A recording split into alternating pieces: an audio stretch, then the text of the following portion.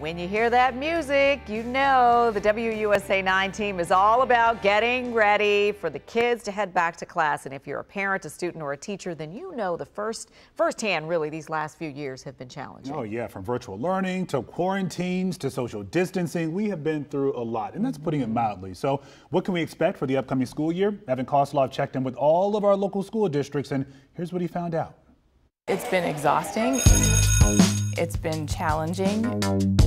All across our region, I would say it's been tumultuous. It's just been a lot of change. school systems have been trying their best amid complicated circumstances. The COVID pandemic has probably stretched all of us beyond a point where we thought we might be able to go. Some 2.5 years since COVID-19 entered our lives, and many are hoping that we may be returning to normal.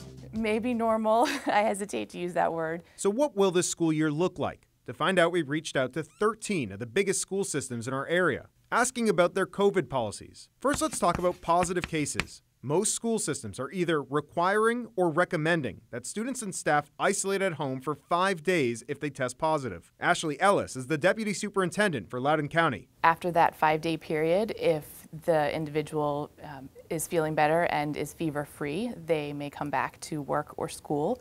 The recommendation from VDH is to keep your mask on for 5 days after that isolation period.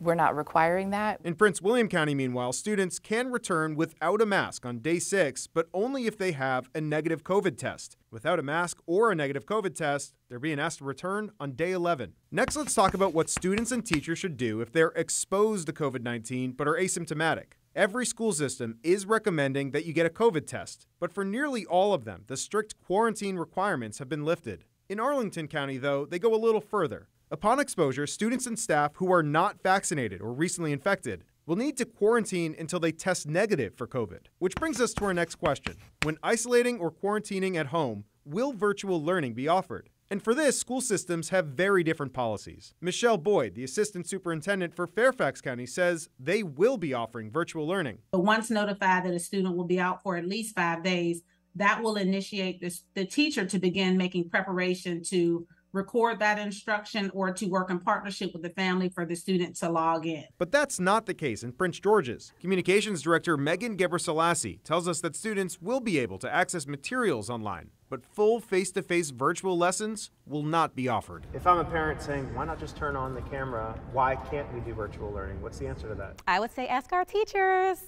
It's tough. I don't think it's as straightforward as people might think it is, and our teachers have persevered through that hybrid environment. Lastly, let's talk about masking. Most school systems in our area have lifted the mandate, but that's not the case in Prince George's County. After CDC data showed a high level of community spread, the county brought back its mask mandate. This is really about our collective village and doing what we need to do. Again, when it's safe, we look forward to transitioning back to mask optional, but for now, we are going to err on the side of caution. Now, so far, we've been speaking in broad strokes here, but on our website, we listed the responses we got from each and every school system, and if you want to check that out, just text the word school to this number, 202-895-5599. We'll send a link right to your phone. And of course, things are rapidly changing, and as policies develop, we're going to update that link.